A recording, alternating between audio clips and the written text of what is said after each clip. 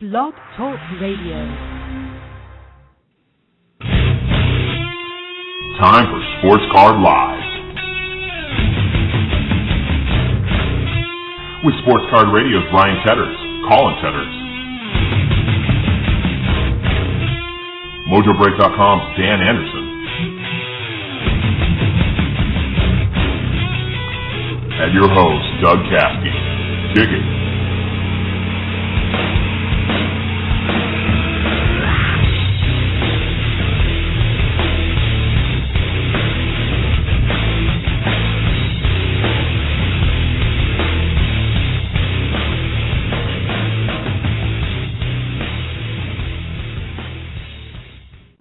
Pack Rippers and Sports Nuts, welcome to another episode of Sports Card Live. I'm joined by Dan and Ryan. What's up, fellas? How we doing? What's going on? What's going on, everybody? Not much, man. We got another action-packed show. We are going to be joined by Tracy Hackler from Panini. In about 20, 25 minutes, we're going to talk prospects today. We're going to kind of dig deep and give you guys some info about prospects that we think you should invest in, and we're not going to go over the obvious ones like Zunino and Bauer and stuff like that. We're going to dig a little deep.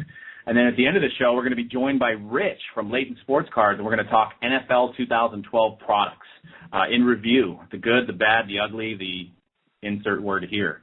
So, Ryan, man, season ticket holder for the Niners now. How does it feel? Tell us about the experience. It feels fantastic. I'm glad I didn't buy these tickets before the Super Bowl, or then it might be a little bittersweet. But, you know, I jumped on the bandwagon after the Super Bowl loss, got tickets to the brand new stadium in 2014.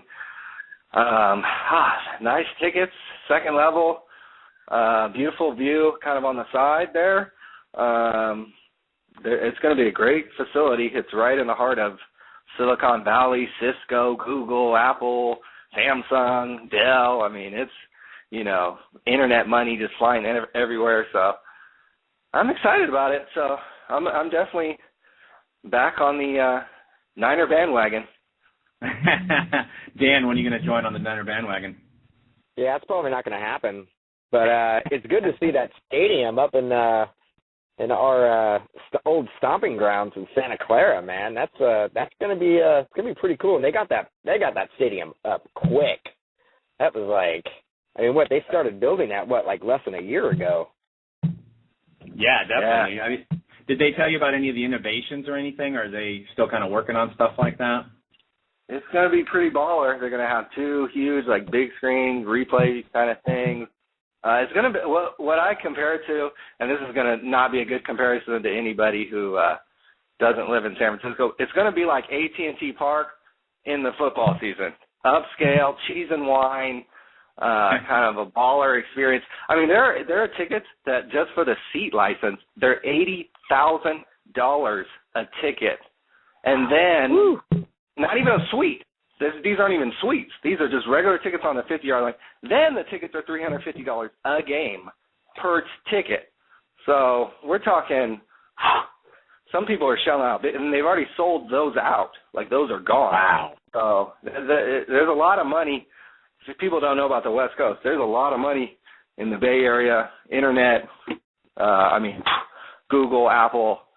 Those companies have just billions and billions of dollars. So there's a lot of rich young people working there. So, I mean, wow, it's going to be. If you're not familiar with that area, like there hasn't been anything there for a long time, and that's going to just blow up.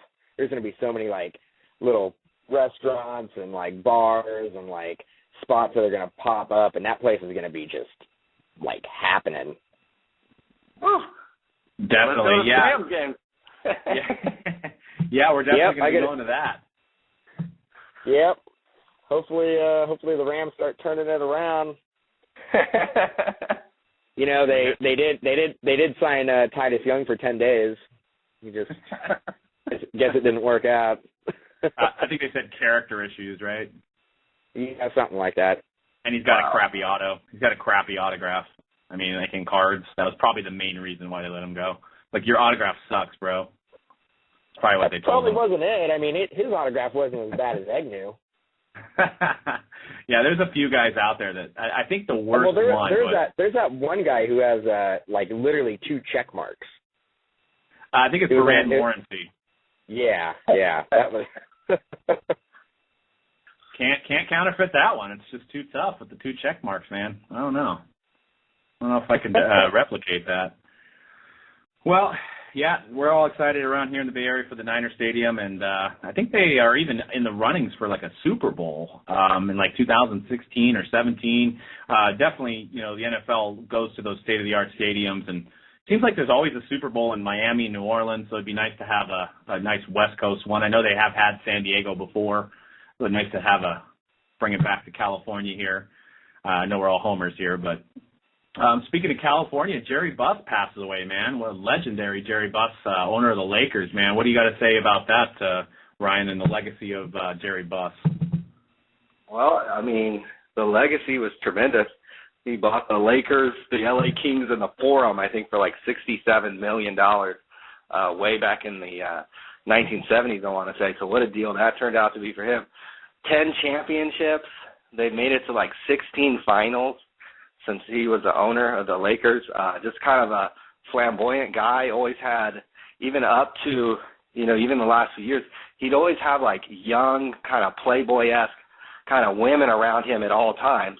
This was just a true like baller in every sense of the word. Owned, like 70% of the Lakers or whatever, something ridiculous. So just a sad day for Lakers fans for sure. Well, they said that was his main source of income. Most owners have, other businesses like Cuban, and that's the only one that comes to. I think the Malou, they all owned, different things, and he was the one that pretty much had his eggs all in one basket. Lakers was pretty much his paycheck. Right. Yeah, he did real estate back in the day, but after a while, when you own the Lakers, I mean, you get comped for a lot of stuff. I mean, and they rake in a lot of money at times. So I would just sit. If I own the Lakers, that's all I would do. I know that for sure. Doesn't Magic own part of the Lakers? He used to. I think Buss even either gifted it to him or it was a small percentage. I want to say it was like less than 10%. I remember hearing something about that. Yeah. Yeah, and he sold it, I think, in the last few years. I think because he was trying to get involved with the NFL, and he was also, and then he ended up with kind of getting involved with the Dodgers ownership group.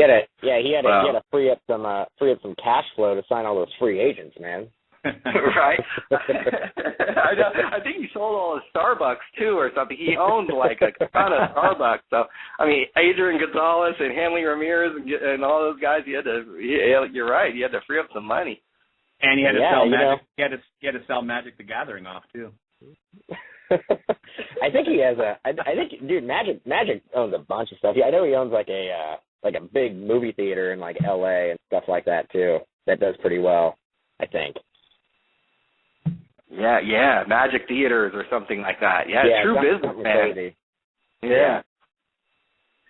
Well, yeah, it was a sad day, but definitely, Jerry Buss' legacy lives on. And even Mark Cuban came out and said the Mavericks, before Mark Cuban owned the Mavericks, were just, not selling out. They had a crap team. And he kind of took a page from Jerry Buss on how to sell tickets. What he did is he brought in beautiful women. So he's basically giving out free tickets to Maverick games and getting a bunch of beautiful women into the stadium, which created competition between more beautiful women. And then the guys came after that, and then pretty soon they were all selling out tickets, and then they won their championship. So he contributes a lot of his success to kind of taking a page out of Jerry Buss's book. Yeah, I don't know if I agree with that, dude. I think it's because he drafted Steve Nash out of Santa Clara University. I think that's what put meat in the seats right there. I was there to watch Steve Nash, baller. Just the dimes and the three-pointers? Just dimes all day. MVP. Well, I wanted to get into price guides. There's the Beckett magazine. 2-3 years ago, you would see eBay listings with, BV, which doesn't take a genius to figure that out, Beckett value, and they'd have a price next to it. So people would sell eBay listings according to, Beckett value. You don't see that anymore. What do you guys think in terms of how to price it? It seems like eBay is the new standard for pricing out cards these days. You take that one, Dan. Okay. I just don't want to talk over anybody. I've been on a roll already. We've been on for about 8 minutes. I think I've interrupted you guys like 10 times. I was like, wait. Don't let it happen. eBay, I think, is absolutely 100% the standard for pricing your cards. Everybody uses it. It's easy to find out completed listings, and that basically is telling you what the true value, what somebody is willing to pay for a card. And it doesn't, even in my other industry where it's like musical instruments, it's the same thing. Everybody uses eBay to see what the true value is of something. You can ask for whatever you want, or you can say a card or a guitar is worth whatever amount of money. But the true like monetary value of something is what it actually sells for. And I think eBay is absolutely 100% the standard of knowing what your cards or coins or stamps or guitars and everything. That's my standpoint on it. Yeah, definitely. Yeah, I mean, what do you think about that, Ryan? Yeah, I definitely agree with that. I use eBay all the time. I even subscribe to TerraPeak, which is a data tracker that I can go back a full year on all of eBay's data. I can sort it by the best sellers. I can filter out auctions. I can do all kinds of stuff. So I pay $30 a month just so that I can do that. And I use it for a lot of things, but I definitely use it a lot with the baseball card angle. In defense of Beckett pricing, I think a lot of times people take the highest number, the high number, and that's what they are determining as the book value, whereas they actually use a range, Beckett does, and they do update their prices probably more than people think. I sell on Check Out My Cards, and Check Out My Cards uses Beckett's pricing data on their website. They license that from Beckett. And so I get an email every few days of cards that have gone up or usually gone down in value. Beckett will use probably some eBay data, but they also use a lot of Check Out My Card data to price their cards. So I think it would be impossible to price these cards, or is there some kind of website that would price cards, because there's just way too many of them, and they're coming out all the time. And to individually price every single card would be a nightmare for any webmaster or anybody trying to get into that space. So I can see why sometimes people who are not familiar with eBay or how to research on eBay have a hard time determining the value of their cards. I mean, do you think at some point they will stop printing price guides and refer to just their online portion of their price guide, or what do you think? That might have more to do with like print magazines in general, right, and not necessarily I always, when I had a card store, I always had no problem selling Beckett magazines. I mean, this was just a few years ago, and they have really good customer service actually over there with their business side when you want to sell magazines. So I think print is just tough right now. So maybe, they're going to have a hard time just printing a magazine. But I think there are still people who use those prices as, a Bible, because they don't like, eBay's the devil. You know what I mean? They don't even care about online. So. Yeah, and I think you see people hold real firm to their prices, especially with buy it nows on eBay. It's like, well, Beckett says it's worth, $200. I'm not going to take anything less. But I think what we see on eBay is that it's about 40% a book, unless the guy's like extremely hot. You know what I'm saying? Like a Zunino or, Luck or Griffin. Those guys will sell for, more than 40% a book. But I think pretty much what we've seen is, 40% a book is what kind of the market is for that stuff. You guys remember Tough Stuff? What about Tough Stuff? Now you're talking. I never really.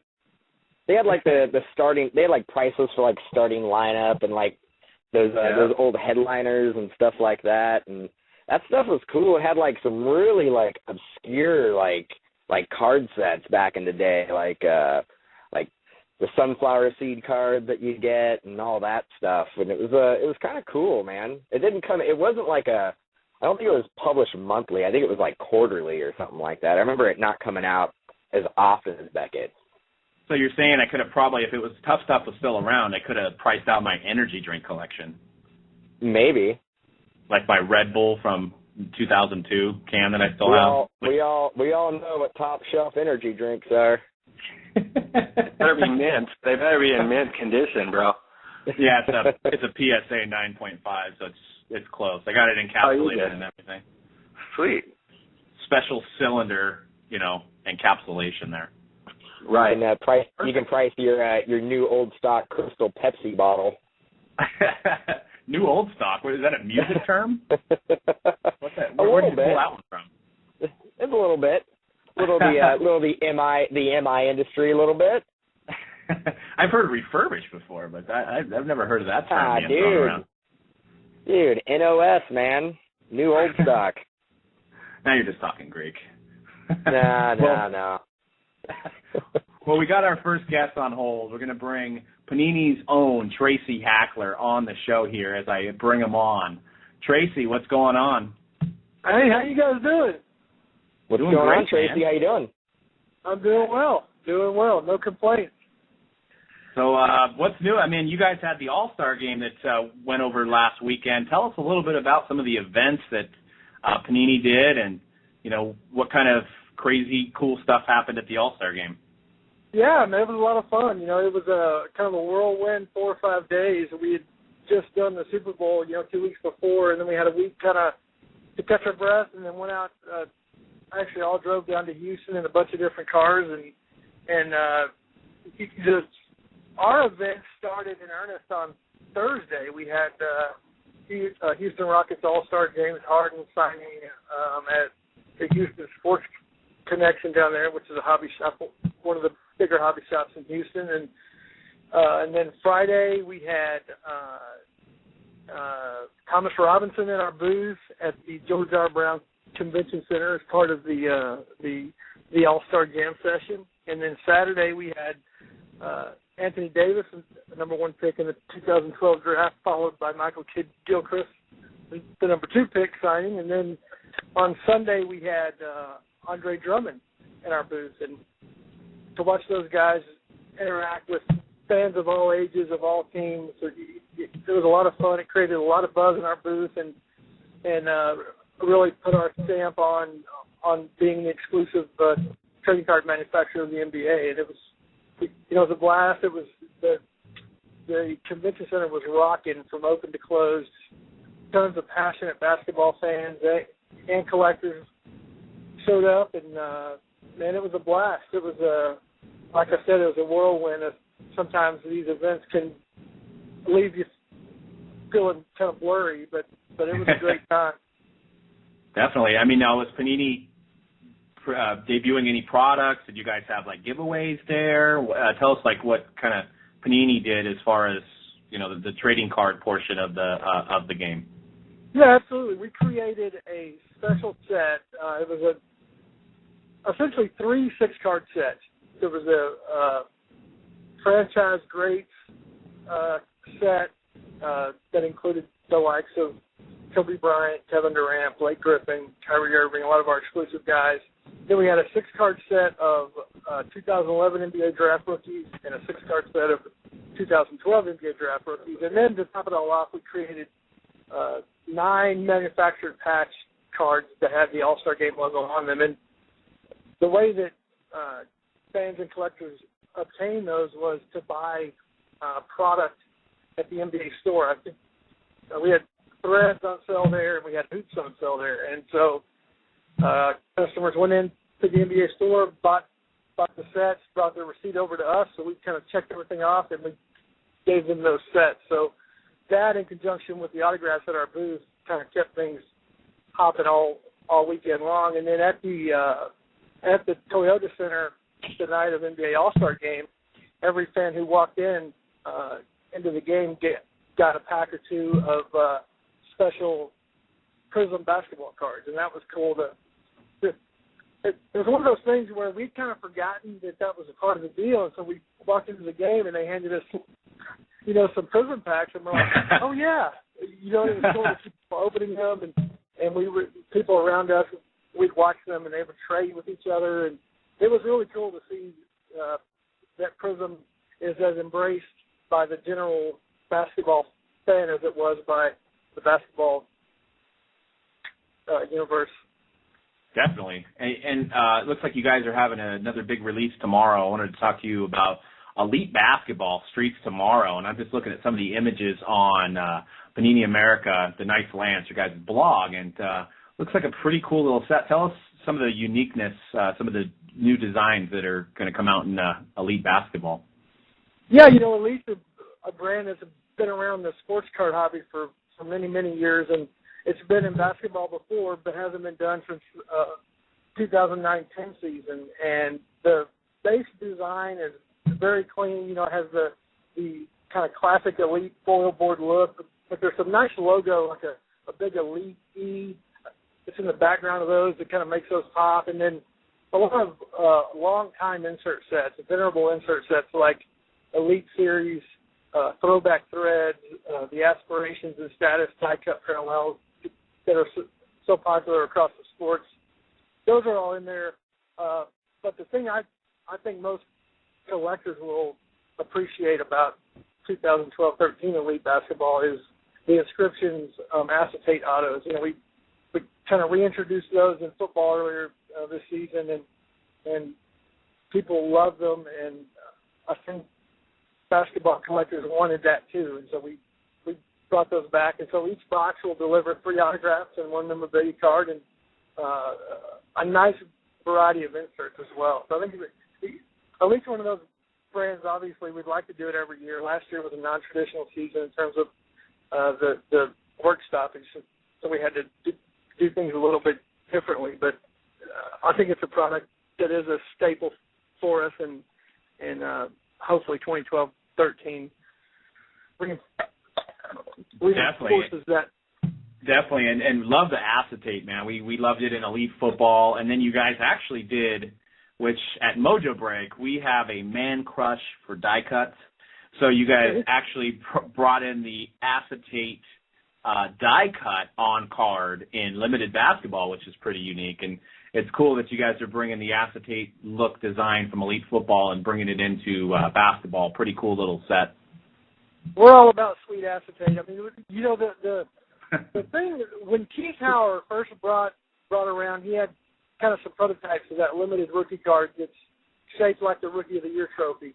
And when he first showed it to me, I'm like, man, this is your product rookie card. It seems kind of, I don't know, underwhelming. And then they all started coming in with the autographs on them, and man, I started liking them more and more, and the product hits, and collectors seem to love them too. So I missed the boat on that in terms of my initial reaction. But yeah, I thought that was a nice, creative way to do acetate. Nice. Hey, Ryan or Dan, you guys have any questions for Tracy regarding any releases or anything? Yeah, Tracy, you're one of the Panini's one of the few companies that not only utilizes social media, Twitter and Facebook, but you also do at least weekly videos, daily blog posts, and I know that you're kind of one of the spearhead behind that. Can you talk about the importance of doing that and kind of your involvement in that? Yeah, absolutely. That's a great question. It is something that's very important to us. And one of the reasons that we started the blog initially when I came over a little bit more than 2 years ago was that we wanted to give collectors, our customers, our fans a behind-the-scenes look at what goes on an often day-to-day basis, whether it's cards packing out, new designs being unveiled. Man, that's a loud motorcycle. Sorry about that, guys. No worries.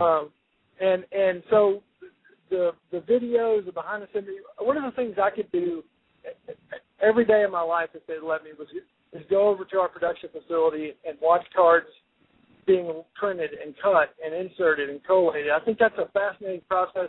I still think it's a fascinating process, and I've been witnessing it now for 2 years. I think collectors really appreciate the fact that we pull the curtain back a little bit and let them see what we do, because we do truly value the collector and our relationship with them, and we want to engage them in every way possible. And I think the blog allows us to preview things, and we take feedback and we take criticism on there, and our brand managers and our executives are reading that thing every day to find out what collectors are saying about us. And obviously we also get that feedback on Twitter and on Facebook and any other avenue possible. But it was a way for us to really have a meaningful relationship with the end consumer, and we control. We want to be the first point of information for our products, and we know that, and we appreciate other blogs and websites using our material. It's essentially a press release in that way, but we want to be the ones to get our message out to the collector, because they are of vital importance to us. Without them, there is no us, and we never lose sight of that fact. And you've met a lot of athletes over the years. You've been involved in this hobby for many, many years, not just even with Panini. Can you talk about maybe one or two guys that you've met, an athlete that just seems like a genuine nice guy and that you'd love to like hang out with, just off work and stuff? Yeah, I've been really fortunate. I realize I'm a blessed dude and love what I do. Meeting John Elway for the first time was kind of a dream come true. As a lifelong Bronco fan who named his oldest son, his middle name is Elway, meeting him, I only named him after Elway after I met him a couple of times. I had a chance to interview him, and John was a great guy. You're always a little hesitant to meet kind of your on-field heroes because you've heard the horror stories about them being a jerk or them ignoring you or whatever. But after I had the chance to interview John a few times, he really down-to-earth guy, really self-effacing humor. And so that was a real highlight for me. Oddly enough, another former Bronco quarterback, Tim Tebow, was a guy who like so many people, I kind of wanted to see the real him, see if when the cameras were off, he was a different guy. And, man, he was just a fantastic guy to talk to, and to just watch him treat other people the way he does was really refreshing, and everything I've seen of him was nothing but genuine. And man, there's just so many guys. At the rookie photo shoots every year, we have a chance to meet these guys and talk to them. RG3 is a great guy. Andrew Luck's a phenomenal guy. Blake Griffin is one of the funniest, coolest dudes to interview and just hang around with. We sprung an impromptu kind of video series on him when he came to the office not long after we signed him to an exclusive agreement, and it was a real tongue-in-cheek, funny, witty kind of thing, and he nailed it. Every scene was first taking everything, and he's just a really nice guy. I mean, Kobe is he has that legendary aura about him. There's just a different feel around him. It's really professional, but you get the sense that you're among greatness when you're around him. And Kevin Durant's a nice guy. I mean, there's so many guys. The guys this weekend, Anthony Davis. I've never really had a bad experience with the players, and I probably should have, because I ask some pretty dumb questions, and I'm not always the best interviewer in the world, but I've got nothing but fond memories, or at least I remember nothing but the good memories. Nice. And wanted to talk about what Panini had in store for, as much as you can, for the Industry Summit in March. Well, great question. That's our next big event, and hopefully we're going to be working with you guys a little bit on some breaks and information. I know, Doug, you and I talked about that. We're looking forward to that. Working with you guys last year was a lot of fun for us, and we love the job that you guys do. And so we're going to do the Ultimate Case Break again in conjunction with GTS Distribution. And we have some other big plans. We're just kind of getting into the the finalization stage of those, and hopefully in the next week or 2 weeks we'll have a lot more firm details. We're in conjunction with our GTS partnership. We're also bringing 20 scholarship winners to the show. I think 15 of those are first-time attendees. So we're huge supporters of the hobby shop at Panini, and that's just another way for us to engage them, get them there. As you guys know, there's so much to learn and gain and relationships to make and people to meet at the industry summit, and the opportunity to bring 20 shops there who might not otherwise have a chance is really rewarding for us. Definitely. Now, everybody's buzz about the black box. Question one: Are you guys doing it in 2013? And if so, when are some of the photos going to hit your guys' blog? Well, the answer is absolutely yes. Some people might say it wouldn't be the industry summit without our black boxes. So I would agree. We're going to do. Well, thank you. Yeah, we're going to do those. We've been doing those now, I think, for 12 years, I think, and Scott Prucy, who I have the opportunity and the curse of sharing an office with, is the guy who puts those together, and he's kind of a mad scientist sometimes when he starts working on those things, but they will be met with great anticipation, and hopefully in the next 2 weeks we'll have some photos to share and some unique twists probably this year too. So stay tuned on that. But yeah, absolutely, we're going to do them again, and look forward to seeing what you guys pull and what everybody pulls out of them. Nice. Definitely. I mean, goes right hand in hand with the summit, like you said, the black box, and everybody's excited. Like last year, Cam Newton's, there was 101 Cam Newtons, AJ Greens.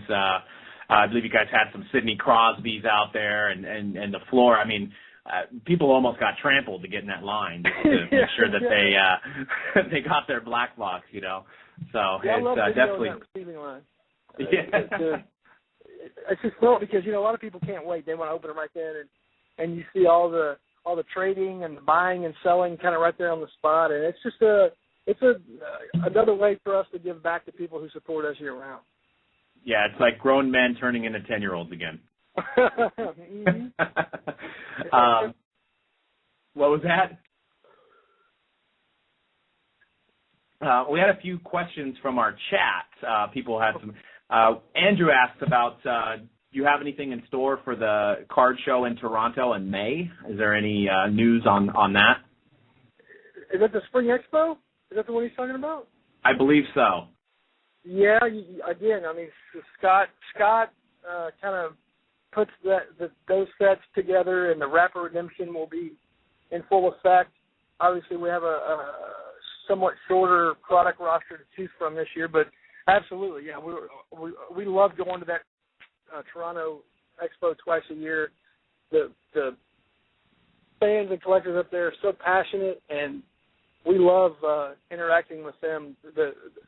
Maybe more than any other sport, hockey fans are, hockey only. Just right. The sole focus is hockey, and they're so intelligent and passionate, and we love engaging those guys and gals. So we'll absolutely be there, and we'll have a full force activation.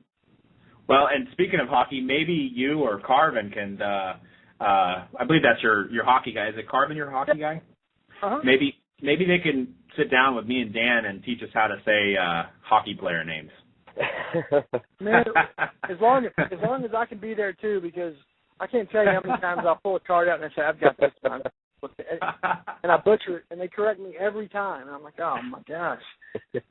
We need like a phonetic log, of how to exactly say each one of these guys' names. We're coming along. We've done every Panini hockey product so far this year, and we're kind of learning as we go. And now that hockey's back on TV, I've been trying to get my study on. But it's definitely some of those guys' names, the way they're put on paper for us dumb Americans, yes. It's not the right way to say it. So yeah, it's tough. It's tough. Listen, I've been doing box breaks on hockey for 10 years, and I've been butchering names for all 10 years. So I don't know if you ever get it exactly right. Well, I think we're going to take that sound clip out, and next time we butcher a name and someone calls us out, we're going to say, hey, look, Tracy Hackler butchered his name too. So. I endorse that message. Few other questions, and I know you've been asked this before, and I don't know if you have an answer for this yet, but Toma asks in our chat, what is the status of getting an MLB license, a full-on MLB?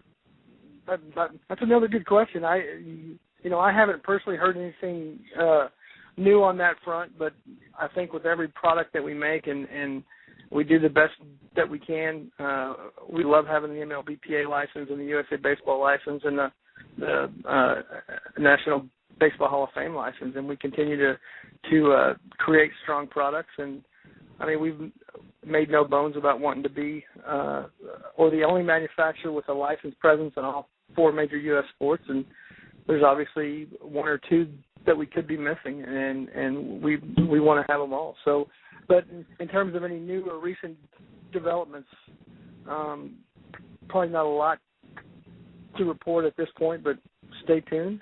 I know it's kind of a weak answer, but I mean, we're excited. I mean, with your guys' just customer service and you yourself, willing to come on our show and just being outspoken about Panini. We can't wait, and hopefully in the near future that does happen because the products that have been coming out like Prime Cuts. We're excited for National Treasures that's right around the horizon. In fact, looking at some pictures of cards with buttons on here are just awesome. We got I got some really awesome looking cards coming out of National Treasure. I mean, Mike Trout, full on patch, Lou Gehrig buttons. I mean, it's going to be a killer set. Oh, it's crazy. I was over at the printing facility today as they were kind of finishing packing out National Treasures, and with a name like National Treasures, there's kind of this built-in anticipation or expectation level, and so I think Ben Acklar, who's our baseball guy who's working on National Treasures, has done a fantastic job. The stuff I saw today, the button cards, the bat knob cards of Ty Cobb and Lou Gehrig and Joe Jackson. I mean, just insane stuff. And to think that beginning next Wednesday, those will be being pulled out of National Treasures tins is pretty exciting. But we're going to have a lot more previews on that in the next few days. But there's a nice Bryce Harper oversized patch cards and Yu Darvish and nice. As you said, Mr. Trout, with on-card autographs and prime oversized swatches. I mean, there's really a lot to that product, and the historical influence on that set from the guys we mentioned, Lou Gehrig and Ty Cobb and Joe DiMaggio, and it's fantastic, and I think people are going to be really pleased with that product. Definitely, and everybody's kind of been abuzz, moving on to kind of some football talk, but the 101 Andrew Luck, I mean, last time I checked was 41,000. I mean, it's with like 120 bids. I mean, it's crazy. What do you guys back at the office? I mean, did you guys predict anything of that kind of magnitude, or I mean, what do you think? Oh no. I mean, you can't predict something like that. I mean, the only thing I think we've seen that is close to that is the Blake Griffin National Treasures. I don't know if it was a 101 or 125. It was like 38,000, but I mean that's an oversized or logo man with an on-card autograph, and the Andrew Luck's on-card autograph. But I mean, you never know. We've seen all the criticism about these are all shill bids and right. We'll never sell for that, and that very well could be true. But I mean, that's all we have to go on right now is what it's up to, and you look at the feedback rating of the bidders, and you see if you think they might be legit. And as crazy as $41,000 or $42,000 sounds, I mean, who knows? I guess we'll know in another 24 hours how it transpires. But it's been interesting to watch, and I can tell you, people in the office are just are watching. I think we all have that lot up on our phones, and we're checking it every 5 or 10 minutes. But the guy who pulled it has a real good story. He went and bought. I think he bought 4 packs for $28, and wow. And that was one of the cards in it. He actually bought those 4 packs on his way to get his hair cut, and he wasn't going to tell his wife, but he forgot his checkbook for his haircut at home, so he had to go home and get his checkbook. He spilled the beans and said, hey, I bought these packs, but wait until I get back from getting my haircut and we can open them together. And it was in the last pack, and it's just it's one of those great stories that you never tire hearing of how this hobby can kind of bring happiness and excitement and even bring couples together in that case. So we'll know tomorrow how this thing ends, but it's been a joyride to watch. Well, and if in fact it does sell for that amount, I think he has a lifetime of haircuts now to be paid for. I think you're right. And then some. He could probably pay for his whole family worth of haircuts. Can you imagine? $41,000. Can you imagine just trying to put yourself in any of those types of situations where you go buy a pack for $7 or $500? I mean, if you bought a box of National Treasures and you pulled a card out that was $40,000, you kidding me? Right. You could get a nice car for $41,000. I mean, yeah. That's crazy. You can pay off a lot of bills. Yeah, it's crazy what a piece of cardboard, and I'm not downplaying it by any means, but it's just crazy to really, put it in that perspective. It's just a one-on-one piece of cardboard that's just, a $40,000 card. That's what makes this hobby exciting, really. That's what makes It's what makes opening packs like the rush and, makes it worth it for sure, seeing stuff like that and seeing stories like that as well. Yeah, no question about it.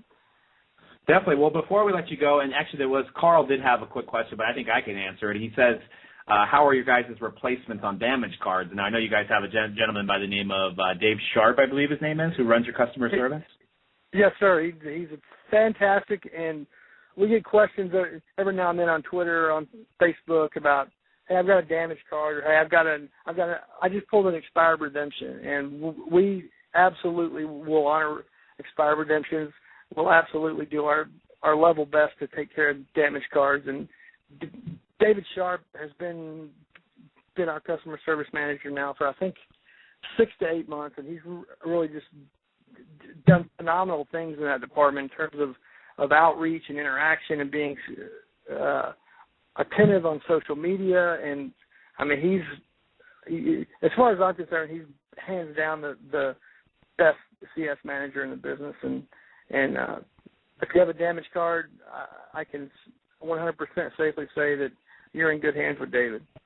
Definitely, and we got the stamp of our approval here because we had a customer. I think we even talked about it last week, Greg, who had a Kevin Durant expired redemption out of Absolute, and Dave got him a Kobe Bryant from the same year, same numbering, and got him that card. So, and it was like within a week span from when he submitted the claim for it, and when he got it in his hand, it was like extremely quick, and he was real happy, and that's like the best card he's ever gotten. So it was just made his month, his week, So definitely, Carl, definitely contact Panini about that, and they'll take care of any damaged cards for you. So they'll always make it right.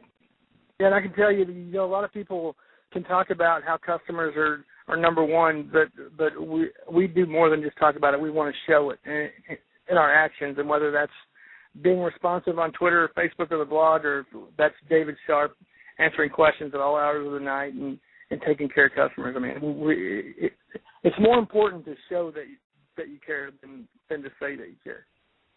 Definitely. Well, we won't take any more of your time. We definitely appreciate you coming on the show. Is there a follow you guys? Well, obviously at Panini America, I think all of our listeners already follow you guys. Is there anything upcoming you want to promote or anything besides everybody going out and buying Elite tomorrow? Yeah, buy some Elite, buy some National Treasures baseball next week. As odd as it sounds, we still have 3 2012 NFL products on the docket with Totally Certified, and then Playbook, which, by the way, looks phenomenal, and then National Treasures football. So we appreciate you guys, Mojo Break, appreciate what you do, and appreciate the opportunity to come on and talk to you guys. We appreciate it, man. Thanks again, and we'll if we don't catch up to you, we'll see you at the summit for sure. Yes, sir. Looking forward to it, man. You guys have a good night. You too, man. Thanks. Thank you. Bye-bye. Bye. Awesome. Well, that was a good little interview by Tracy, man. That was a great interview. I know you talk so much, man. I couldn't get a word in. Man, it was so informative. I don't want to step on anybody's toes. You guys are just doing such a good job. I was thinking you were going to throw in an Isaiah Peed reference at some point, or Brian Quick, or that you were going to name your son Warner or Folk or something. I was waiting for you to say that. Everybody knows I'm going to name my kid Everett. That's Chris. I mean, even the girlfriend knows that. Come on. Well, I wanted to get into this next segment. We wanted to talk. B and Ryan kind of talked about this today about, and I did a little research about Pete Rose not being mentioned by Topps, and how he's there's not really an official banned list. But somebody did an article, and they had, I think it was a 2011 Topps card where it had all the records held by Cincinnati Reds, and they basically don't have Pete Rose on the card at all, and he owns 3 or 4 of the records. So it's kind of interesting from a card standpoint how certain guys are, not being made into cards or not being put on cards. What do you think about that, Ryan? Expand a little further. Yeah, I think I dug up some things. There was an initial article by ChicagoSideSports.com where a guy was basically complaining to Topps, and even got a quote from a Topps employee about no mention of Pete Rose, no cards of Pete Rose, blah, blah, blah. Well, then Beckett's Chris Olds on February 13th, he got a statement from Matt Bourne, who's the MLB Vice President of Business Public Relations. Here's what this guy said. Since Pete Rose is banned from baseball, he is not included in the MLB product, period. So, Topps can't do anything. There's nothing they can do. There's certain guys that are banned. Pete Rose is one of them. Like Shoeless Joe Jackson would be another. There's nothing Topps can do. They can't put Pete Rose on the cards. There was actually an article in USA Today that about 20 minutes, I think, before we got on the air, Pete Rose was kind of pleading to Topps and the MLB to kind of let him in, and it's a shame Topps, doesn't acknowledge his records and so forth. So, but it's pretty cut and dry, as there was an article, I think, on Sports Collectors Daily. Beckett, like I said, had an article. It's just cut and dry. The MLB, no go on Pete Rose, and until something changes in that respect, there's absolutely nothing Topps can do about it. Huh. And, it's interesting. There's a lot of guys that aren't on card, and I know Barry Bonds isn't banned, but obviously mentioned in the steroid conversation, as well as, Roger Clemens, and you don't see any of those guys on cards whatsoever in the last, at least 2 or 3 years. There's none of those guys. But, if the guy has a record in a record book, it's kind of tough to not have him on the card. What do you think, Dan? Well, it's funny that you actually, because I haven't really sat here and thought about it too much, but in the last couple of years, and there's no Sosa cards, no McGuire cards, no Rafael Palmeiro cards. It's interesting. It was an era of baseball that was exciting to watch. And you can't, guys were using steroids, but a lot of guys were using steroids. You can't really turn your back on that. You still gotta acknowledge it. And it's kind of a shame because it's, at least for us, it's the baseball that we grew up watching. Right. So it's like the history that we remember growing up is kind of being alienated. And it is. Because let's face it, the year where Sosa, McGuire were hitting all those home runs, it was after the strike, shortened season. It got people into baseball again. Bud Selig made some money off of it. He didn't do bad. And it got people back into baseball because after, 94, people were pissed, man. Nobody was coming back. It's definitely interesting. And I think the target market for a lot of collectors right now is our age group. A lot of guys, at least a lot of our customers that we see, a lot of them are in our same age group. So a lot of them have the same memories of McGuire, Sosa, Bonds, guys like that, Clemens. Even Pettit. I don't even know if Pettit's been on cards lately either. So it's they kind of, I know the Pete Rose story, but, Bonds is probably another deal. Bonds, you have to pay for his licensing, and I know Topps had him while he was chasing the home run record. They had those subsets in, I think, '08 or '07 or something, but maybe his, his Black Cloud and the price of having his autographs or memorabilia went up too high where they said, you know what, we don't really need you to drive products anymore. I don't know. Well, explain, why did they not have McGuire? Why did they not have Sosa, but they have Albert Bell? I mean, Albert Bell telling me that guy didn't do roids. He got busted for a corked bat. And we've been seeing Albert Bell in a lot of different products over the last year. And that's kind of weird. I mean, it's like they're picking and choosing who they want to accept. I don't know. I mean, maybe it has to do with the players. They just don't want to be associated with it yet until, one of them gets let into the Hall of Fame, or some of them get let into the Hall of Fame. I don't know, but I don't know. Like I said, it's kind of a bummer for sure, because like I said, it's the baseball that I grew up watching. Definitely. It's maybe 10 years from now we'll see these guys back in I mean, I would love, and this is just because Barry Bonds is my favorite player, and I know I get a lot of flack for that, but I would love to be able to pull a Barry Bonds from Triple Threads, like Auto Relic or something, or a tribute Barry. I mean, Barry Bonds has one of the nicest autographs out there. I mean, it's a nice-looking autograph. It's sad. I can't get any new stuff. I have to revert back to the 06, 07, 08 stuff. Maybe that increases his value. I don't know. But, I mean, Hank Aaron signed a ton of stuff. Stan Musial signed a ton of stuff. So, when there's so much of something out there, I mean, Hank Aaron's autograph and 5-star, only you could probably get one for like $110, $120. I mean, that's Hank Aaron. That's just because there's so many of them out there. But I would love to. Yeah, I would love to be able to. There's a handful of those guys that sign a lot. I mean, you got there's Killebrew is he has a lot of autos and stuff like that. Yeah. Yeah, and that Carl made a good point in the chat room. What about OJ? I mean, OJ's not in any NFL products. That's true. He's another guy that had some records early on. I mean, he could be ranked up there with maybe not quite as good as Walter Payton, but he had the single season rushing record, I believe, for a little while, right? I think. I don't know if OJ garners as much sympathy as Pete Rose. That is true though. I'm like, you gonna get a prison relic from OJ? What's going on? A little jumpsuit relic. On a white glove. If it doesn't fit, must have quit. Oh man. Well, I wanted to get right into our little baseball segment with you guys before we get into our NFL segment, and I want to start off by we made some predictions last year. Me and Dan did about who we think is going to be rookie of the year, some of our early sleepers for playoffs. Dan, I know you're not going to go Mesa Rocco again this year, but what do you think are going to be some standout players and some teams that maybe are not on the radar to have some success this year in baseball? Are we talking teams or are we talking players? We're going to start with teams? We'll start with teams.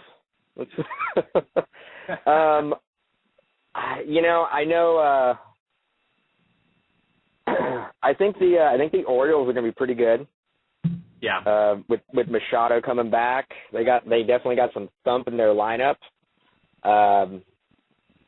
Unfortunately, I hate to say it, I think the Dodgers with Crawford going to have a full season leading off for that team. I think the Dodgers are going to be pretty good. Definitely going to give the Giants a run for their money in the West. I think the Braves are going to be really good. Yeah. As for American League, I think Boston has a couple years I think they're going to have to rebuild their farm system. The Royals may be good. Yeah, they were my pick last year, but I know you're a kind of a closet Royals fan, but I think they're going to be pretty good. And the A's are a good young team that can hit the ball. I mean, they hit a lot of home runs. Yeah, I think they're a couple players away, but I mean, they had that fantastic run last year, winning the AL West. They can hit, man. I mean, I know they had a couple of guys come out of nowhere, like Reddick and some of those guys, but with Cespedes, I mean, he's gonna be a that guy's gonna be a stud, man. That guy pretty much already is a stud, but he's gonna do some big things. Yeah. You got a couple more. I think well, as for players, breakout players, that kid Darren Ruff that everybody's talking about from the Phillies, from the Phillies, you might see him be like this year's Trout, maybe. Obviously, Manny Machado being able to have like a full season. We'll see how that goes. That guy looks like he's got all the tools. I don't know. What do you think? I'm probably stealing all your thunder right now. Oh, I think Will Clark's gonna have a breakout season. Yeah, he's pretty good. He's gonna have he could still hit probably. Well, I got a love for the Mariners, and I know I predicted them last year. I just the talent with Sager, if Smoke puts it together, you know, Ackley, they got just a young team. Montero looks pretty good last year. I still think that trade was amazing for them, getting Montero and shipping out Pineda, and getting also Hector Noesi in the trade too. I think that was a fantastic trade for the Mariners. You know, maybe not this. I think it's going to be the year. I know I said it's last year, but I think they're going to compete. I know the AL West it got even tougher, but I like the team. I like the Mariners, and I mean even Franklin Gutierrez is decent. Michael Morse, big lefty, left fielder. You know you got King Felix on the mound. You know I don't think Holton gets called up this year, but they got a pretty good farm system too with Zunino and Holton. You know, maybe Zunino. I don't know. For Zunino's probably a little ways away. You know, and plus they also have Montero. But, you know, they could maybe do a DH kind of thing with Zunino and Montero. But I like the Mariners. I mean, obviously I like the Giants. That's obviously a homer pick, so I'm not even going to, you know, talk on that. Pirates, man. Pirates got some Pedro Alvarez, big boy Pedro Alvarez, Starling Marte. They've got a decent farm system with the two top 10 pitching prospects in Tayen and Garrett Cole. I don't think those guys see much time this year, but they're a few players away. They got Russell Martin as well this year. So, you know, it's going to be an interesting season with a lot of the changes. I do think that the Angels, this is my bold prediction of the year, I think the Angels do not make the playoffs. I think that there's just too many pieces of the puzzle. I think Josh Hamilton has a way off year. I think, you know, Pujols is getting older. I don't think he hits. I mean, he's still going to hit over 300, but I don't think he does as well as he's done in the past. And it's going to rely on that pitching staff. If they have a few injuries to that pitching staff, they're done with that division. Well, you got to think the Astros are also in the AL West. Yeah, so, I mean that kind of softens up that division a little bit, in my opinion. I mean the Astros are definitely a young team. Nobody's really expecting much from them, but still they are a major league team and they have major league talent out there. I mean anything can happen. But I think with that team moving to the AL West, it kind of softens up that division. I think the good teams are still going to be. I mean, I think the Rangers, I think the Angels, and the A's are still going to be within 5 games of each other. I think it's going to be a tight. I think it's going to be a tight race for those. For that, I mean, the wild card will probably come out of the AL West again. Undoubtedly, yeah. Well, what do you think about Houston? Over or under 55 wins? This is from Jared in our chat. Over or under 55 wins? That would be 55 and what is that, about 108 or 107? Yeah. I'm gonna say they're gonna go. I'll say they go over. They go over 55 wins. Yeah, I mean, they have a dude. Chris Carter is their projected. Fourth place hitter there, Chris Carter, man, the former A. Jose Altuve is good. I'll give them that. Jose Altuve is good. They got Matt Dominguez. They have some kids that are coming up. They're a few years away. I don't know if they'll reach the major leagues this year and help them reach 55 wins, but in a couple of years they have some pieces that I've seen. Delano DeShields Jr. could be like a number 2 hitter, maybe a leadoff hitter.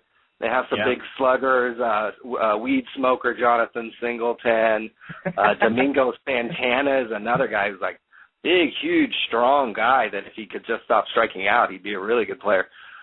Some other guys too. Carlos Correa was the number one pick, obviously. They've got some talent. George Springer is a very good player, athletic player, center fielder, kind of maybe like a five-hitter. Hunter Pence kind of fountain. He doesn't swing as wildly, has a little more control with his bat, but he's a very athletic kid. So they've got a lot of good players that I've seen, younger players, I guess. And I haven't followed a whole lot of the offseason, but they have Rick Ankiel on their. I'm totally saying that wrong. Rick Ankiel on the bench, as well as JD Martinez, which was a top prospect from a couple years ago. And I guess they got Matt Dominguez. It must have been from Miami. I don't know who the pieces of the puzzle were moved from Matt Dominguez, but yeah, you're right. They do have a young team, but I think they're still about 4 or 5 years away. As long as, like you said, Mr. Marijuana, Singleton could be a big piece, a big home run power hitter if he comes up and lays off the reefer, so to speak. Well, what's he looking at? He's looking at 50 games, right? Yeah, but I don't think he was going to make the team, at least not in the beginning of the season anyway. So it's 50-game minor league suspension, and then I don't know if he gets called up or not. Man, that's still 50. That's still 50 games he's losing though. Yeah. 50 games. 50 games for weed. Nice little half-baked reference there. Well, that's our little segment. I wanted to get into prospects. Your run-of-the-mill guys that are selling well on eBay. So we're not going to try to talk about them too much. But Baseball America did come out with their list, and people have been talking about it. Jerickson Profar, number 1. Dylan Bundy, 2. Oscar Tavares, number 3. Will Myers, number 4. Jose Fernandez, number 5. Shelby Miller, 6. And it's followed by Garrett Cole, Xander Bogaerts, Miguel Sano, Byron Buxton. So these guys are all selling for well right now. So these guys, you're not going to be able to really, you can buy them and then maybe turn a profit, but I wanted to talk about a few guys that you can get in like the $20 range. Ryan's got some pitchers lined up. I pulled up some stuff on some hitters. I wanted to go, I think one of the good guys to buy right now is Nick Castellanos. Plays for a big market team in Detroit. You can get his Sterling cards for $20 for the base auto and Bowman Chrome for like $28 to $30. So it's a pretty good value. He's the number 21 ranked prospect right now, and he's right behind Billy Hamilton and Mike Olt, which are really selling a lot more than he is. So, and he's projected. He's 21 years, and they're projecting him to make it in about 2014. So he's next year. And he hits for average. He's not a big power guy. He's got 10 home runs last year. Looks like collectively actually 20 home runs last year. So decent power, but average. He's hitting about 320, 405 in Lakeland, and then at the end of the season in Erie he hit 264. So decent guy, and he's climbed up the ranks. Last year he was 51, and now he's rated number 21. So, and you can't go wrong with a lot of big market teams like the Tigers. And he was a first rounder in 2010, so out of high school. So he's been moving up the ranks, 6'4", big boy. So I think he's a good guy to invest in. And what are some of your pitchers that you were talking about, Ryan? Yeah, I like the Castellanos pick. I've seen him play a little bit, and he's got some skills. He hit some doubles when I saw him. I think he might have even went with no batting gloves too. He's like old school, but can't remember. I'd have to check. Some of the pitchers, I have one of the guys I saw. He's a third-round pick, 2011 MLB draft for the LA Angels. Nick Miranda. He's a left-handed pitcher. He started in rookie ball, made it all the way up to the MLB last year, and had 12 games out of the bullpen as kind of a lefty reliever for them. So that's kind of amazing that he was started at rookie ball, went to the A+ level, which I saw him pitch a game where he had 7 no-hit innings. Wow. And they took him out because they have a pitch, count kind of thing. The kid was just dominating. I was just watching the whole game being like, wow, who is this guy? And I'm starting to look him up as he's getting through the 4th inning, and I'm checking out his cards by the 6th inning. I'm like, wow, this guy's just killing people, just keeping the ball down. And he doesn't have, overwhelming stuff, but just really knew what he was doing out there. So Nick Maronde, Maronde, he's got 2012 Bowman, dirt cheap. Some 2012 Topps Heritage Minor League cards. I don't know if he has an autograph in there. And he has some 2008 Upper Deck USA cards, but his autograph's out of Bowman. Dirt cheap. He might make the Angels roster. Depends if they want to keep him as a reliever or they want to stretch him out of him to be a starter. I saw him start. I mean, like I said, he threw 7 no-hit innings, and then they took him out. I mean, the kid was incredible. So that's one guy. His cards are just cheap, so just one guy to throw out there. He might start the year in like AAA or something, but he'll probably get a look this year for the Angels. Yeah, it looks like you could pick his auto up for like, I saw one just end for $5. So that's Bowman. Yeah, Bowman Chromes. I'm gonna pick one up. I think right now. That's a good price. I mean, yeah, definitely. I heard a little bit of rumblings about him last year too. So definitely a guy to pick up on the cheap. Yeah, dirt cheap. Another kid. I think this kid led the California League in strikeouts. That's why I remember him. Andrew Chaffin, 2011 first round supplemental number 43 pick by the Arizona Diamondbacks. So he's 22. Last year he went 6-6, 4.93 ERA. 122 innings pitched, 150 strikeouts. I saw him pitch, I think at least maybe twice, and I think he had a really good – I mean, strikes out a lot of guys, has really good stuff. At the very least, he'll end up as a reliever on his worst day. His stuff's really cheap. He can get his 2012 Bowman Chrome like a refractor to 500, less than $10. He's in 2011 Panini Contenders. He's in 2011 Panini Limited. He has an autograph to $750 out of there that's really dirt cheap. So look up his 2011 Panini Contenders, his Limited, and then he has 2012 Bowman Chrome, really cheap. And this kid just, can strike guys out. He's on the Diamondbacks. The Diamondbacks have a couple other pitchers that I've seen are really good too, and this is maybe why they traded Trevor Bauer. They got David Holmberg. They've got Anthony Mayo. Just some really interesting pitchers over there to go along with Tyler Skaggs and some other guys. So Diamondbacks looking decent. Yeah, and I just looked it up, and even if you wanted to spend a little bit more coin, you could get literally a 9.5 gold number to 50 on-card Bowman Chrome auto. One sold for $50. So I mean, You're talking about that's really dirt cheap. Yeah, and you can get any of his on-card autos for $4 or $5. I mean, that's definitely a good investment. There you go. I've seen these guys. I mean, these guys were legit, and I've seen a lot of pitchers, and it takes a really good pitcher to kind of wake me up and start to watch them. And those are two guys that popped into my head. Chaffin, just because he strikes a lot of guys out, and then Maronde, he just had that 7 no-hit innings, and I was like, wow, it was amazing. And the ballpark I go watch games at, the wind just blows straight out. It's usually high-scoring games in the summertime. So for somebody to throw even shutout ball, let alone no-hit ball, that's the guy's got some skills. I'm not surprised that he made it to the major leagues shortly after that game, probably.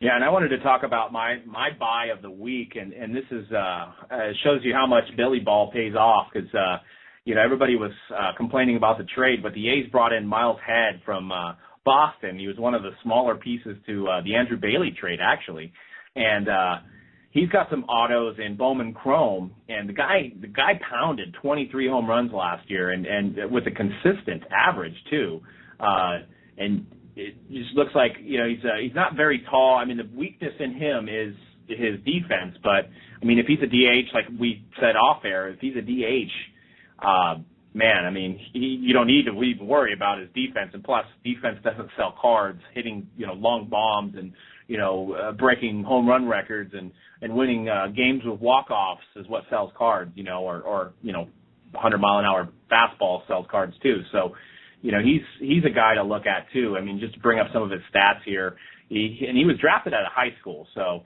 he was a 26th rounder out of Georgia.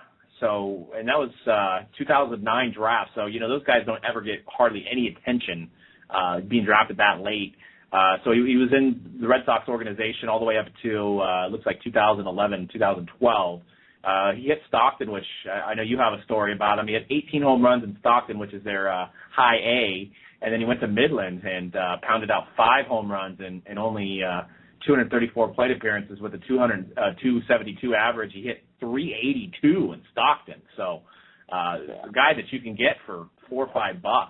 I mean, Miles Head definitely is a guy I'm trying to buy some right now. I got a couple bids out there. It's definitely a guy that's I don't know how many years away he is. And he's not even ranked in the top 100, but I think the kid's got superstar potential. This guy was incredible. I saw him play just about every game that he hit that 382 at home at least.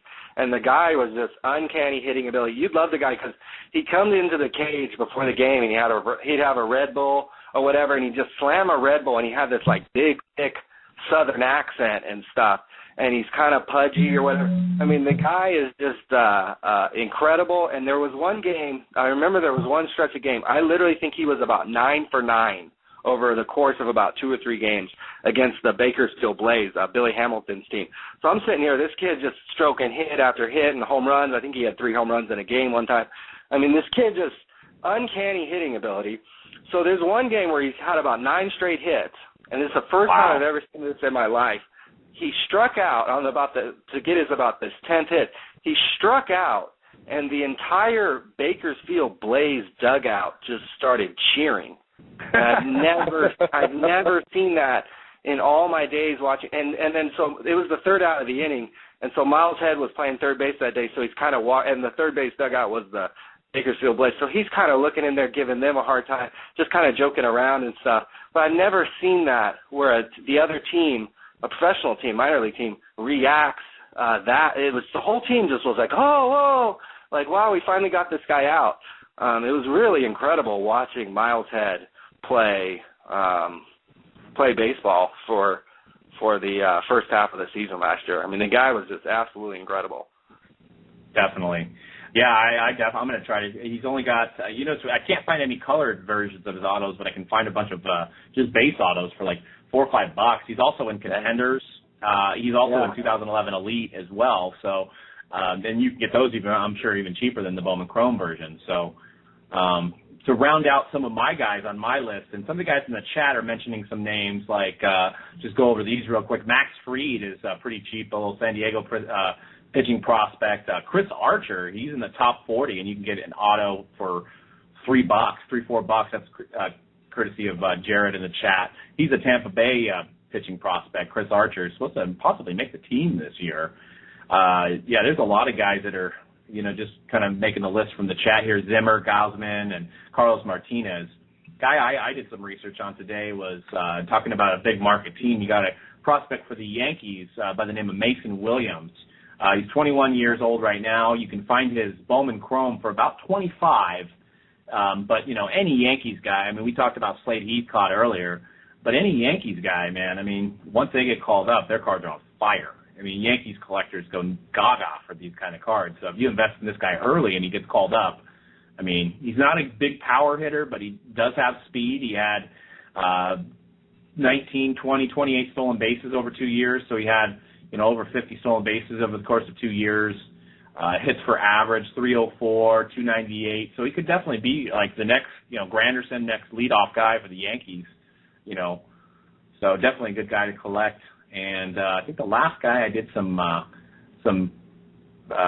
research on was a guy by the name of Stephen Romero. Now, you can only find him in 2012 Elite, but he's a Mariner prospect, slowly under the radar, 12th rounder, 2010 MLB draft, but he 101 RBIs last year, 23 home runs and 101 RBIs for Seattle's high A, and then he went to the low double A. So 101 RBIs, 23 home runs, 12 stolen bases, at 352, and he's only 23 years old. So I don't even hear anybody talking about this kid. So he's 6'3", 225, just looks like a pretty decent hitter. And you can get his autos for nothing, like $2, $3, $4. I mean, price of a bubble mailer, basically. So Stephen Romero, it's Stephen Romero. So definitely a guy to check out. There we go. But before we bring Rich on, I wanted to play a little. This is an oldie but goodie from the Mojo Break podcast. It's another flashback to mediocrity segment. So we're going to play that, and then when we come back, we're going to talk football with Rich Layton from Layton Sports Cards. So we're going to talk about 2012 NFL products in review. So I'm going to play this little thing, and we'll be back in a short few. This is an episode of Flashbacks of Mediocrity. The year is 1954. Little Johnny and Little Billy discuss a trade for some baseball cards.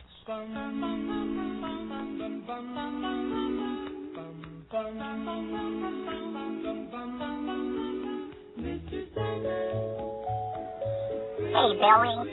Hey, Daddy-O. Sitting here playing with my hula hoop. I was wondering if you wanted to make a trade. What kind of trade were you thinking, Johnny? Well, you see, I get a real big kick out of your Lincoln Logs. I was hoping I could take them home, play with them while I watch Leave It to Beaver. So I have this to propose for you, Billy. Thinking I could give you this 1952 Mickey Mantle rookie card that if you had to grade it, we don't have grading systems in 1954, but if you had to grade it, it'd be a 10. Perfect corners and centering. What do you think about, Billy? What do you think about it? Well, Johnny, I really, really like my Lincoln Logs. Maybe how about I give you some silly putty or one of those tennis things, the balls that are on the rope with the paddle. I have a couple of those. What do you think? Well, I think you're cruising for a bruising. I really want the Lincoln Logs. Do you know what this could be possibly worth, Billy? I'm giving you a heck of a deal, a swell deal. I think you should make the deal. My mom said that baseball cards are really not worth anything, and I should not waste my time on them. In fact, I put baseball cards in my spokes. That same Mickey Mantle, I put a Babe Ruth in my spokes of my bicycle, and I ride down the street and go boo, boo. I think it's just a cool sound, but you really can't compare to my Lincoln Logs. I think you're howdy-doody crazy. Billy, don't make me go a June Cleaver on you, Billy, because I can get bad. You know? It's a swell kind of a deal. I think what I can also do for you is I can throw in my Pop's Honus Wagner. He won't miss it. It's from a cigarette pack. It's limited. They pulled it out of the print run. So how about you give me the Lincoln Logs and your Viewmaster, and I'll give you the 52 Mickey Mantle, perfect centering, Gem Mint 10, and this Honus Wagner. Johnny, the baseball cards, those are for the birds. And then you want to throw in my Viewmaster? I'm insulted, Johnny. I don't think I'm going to play with you at school anymore, trying to take my Viewmaster. I see that my Viewmaster, one day they're going to make high-definition Viewmaster cards, and I'm going to be able to watch high definition. This thing's going to hold its value, while your stupid baseball cards not going to be worth anything. Especially that Mickey Mantle. Can't swing the bat. This has been an episode of Flashbacks of Mediocrity. Cool. All right, well, we're back, and before we get rich on, I wanted to do a quick contest, give away a spot for our NBA mixer tomorrow. It's 2 boxes of the new Elite, 1 box of the Scorching Hot Prism, and 1 box of totally certified basketball. And what I want you guys to do is to go on sportscardradio.com and find the checklist for the Elite product that's releasing tomorrow. And I want you to name the call in and name. You do. I want you to. No, but there's a base checklist on there. But I want you guys to call in and name the 2 players that are on the passing the torch photo. So there's 2 players under the passing the torch photo. I want you guys to call in 347-855-8815. Once again, 347-855-8815. Person who calls in and names the correct 2 players will get a free spot in that random, and we're doing that tomorrow. So, the site's sportscardradio.com, and you can just go on there and search 12-13 Elite NBA, and you'll be able to pull it right up. Caught you by surprise there, huh? To get it. Yeah, I was like, Did I do that? I don't think they may have released the final checklist sometime today. I could ask Tracy that maybe, but I think I put up some pictures and tentative checklists and things like that. Yeah, you got the base, the rookie card checklist up there, and then all the photos and stuff. But yeah, I mean, it's kind of just dependent on Panini will probably have that out, but have that out tomorrow. But whoever calls in, once again, that number is 347-855-8815. Name the players that are on the passing the torch photo. There's two players, dual autograph set from 12-13 Donruss Elite NBA. So we're going to go ahead and bring on Rich here, and while we wait for somebody to call in and win, and we're going to get into the NFL talk, 2012 NFL products. So bringing on Rich here. What's up, Rich? Hey, guys. How's it going? Pretty good, man. How are things? Busy, man. We're burning the midnight oil here, getting all the shipping done, and getting everybody's cards out to them quickly and safely. So nice. Trying to get things done here. And you know what? It's a good question for you. What's hot in the shop as of the last week? What products are selling well for people that actually that come in the shop? The number one football-wise is definitely Contender. I can't keep it on the shelf right now. Right. That and Limited. Between the two, I'll get a couple cases and they're gone. As fast as I can get them in, they're right back out the door. So they've definitely been selling really well. Nice. That's awesome, man. Yeah, and everybody's chasing those, Andrew Lucks and Griffins, and not all the SPs have been named. So before we get into football, we got a winner here. Nice. Nice. 402, you're on. Hey, guys. What's up, man? Who are we speaking with? This is Ryan. Oh, what's up, Brian? How's it going? Not much, man. Nice. So if you could name the passing the torch picture, the two players pictured, you win a spot. Cool. It's Kobe and Durant. That's right. Ding, ding, ding. We got a winner. We got a winner. Yep, we got a winner. Well, sounds good, man. So we'll go ahead and put you in that break. You can check our schedule, and actually, if you could hit me up on Twitter and give us your info, and we'll make sure we put your name into that random. Cool. Sounds good, man. All right. Thanks, man. You have a good night. Thanks, guys. Yep. You too. Bye. Bye. Cool. Another winner. Another spot one. So, Ryan, I think you're going to lead us into some of this 2012 football in review. So if you want to go ahead and start it off, and me and Rich will kind of tag team like if we were the WCW here, or the WWE, tag team. Or maybe Legion of Doom. Maybe we'd be Legion of Doom or something. I can definitely do Legion of Doom. Let's go, man. Well, you got that NWA or, that's just, I used to watch wrestling back in the day, so. You guys are definitely two guys good to ask about the NFL products because you open so many NFL products. So, Rich, I guess start with you. What, overall, what was, your favorite product or maybe favorite theme that you saw in 2012 football? I'd have to say, up until about a month ago, my favorite was probably black.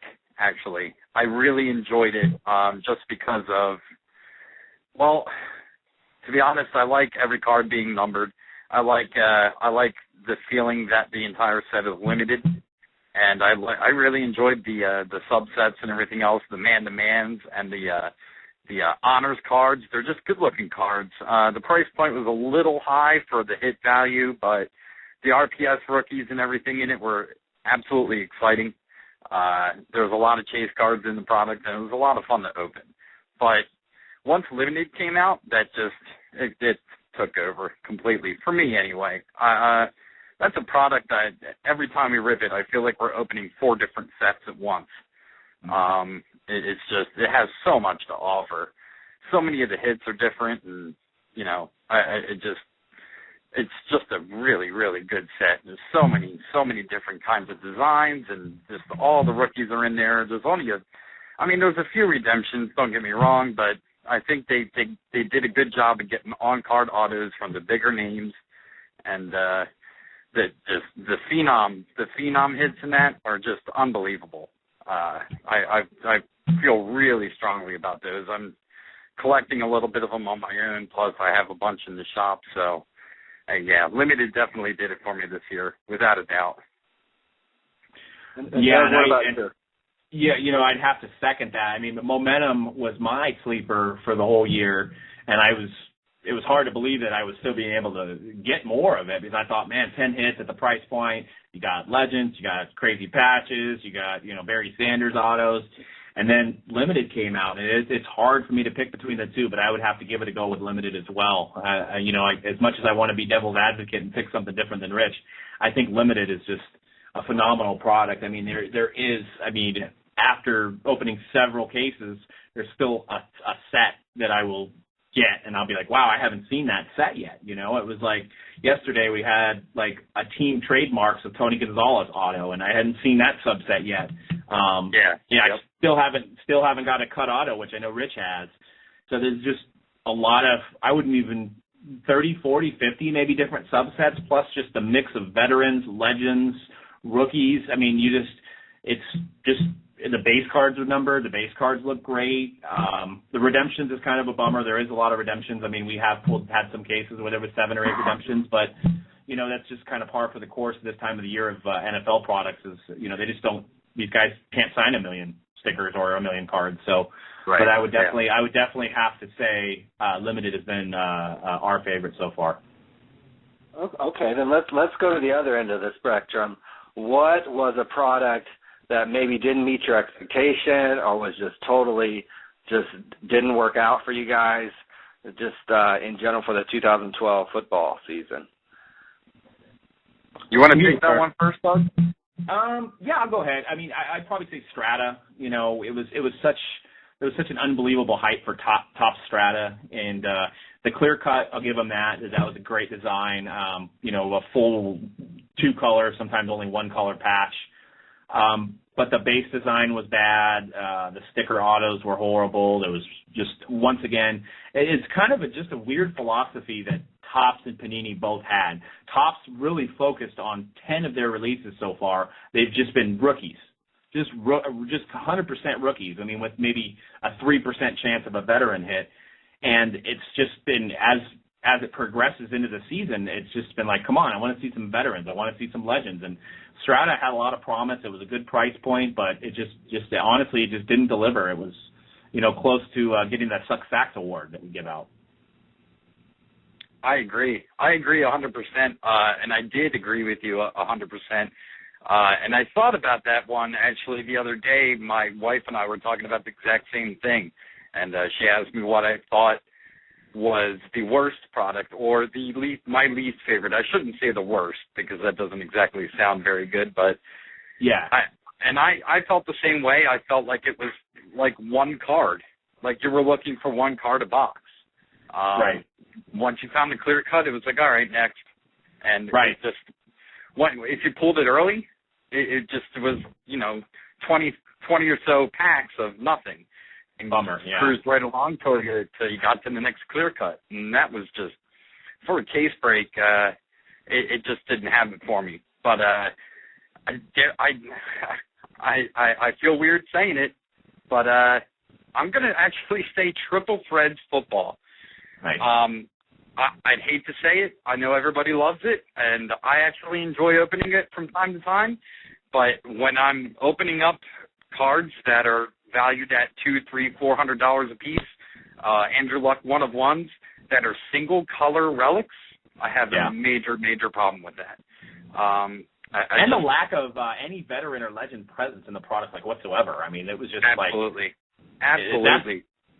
That's what, when you think of Triple Threads, you think of, you know, Joe Montana, Barry Sanders, you know, just the rookie class, but also those, you know, why was it so hard to get? Like, I think Jerry Rice was like 3 of 3. There was no relics, nothing. It was just like such another rookie-based product. So and I agree with you, man. You had to literally, even a 101 didn't have multicolor.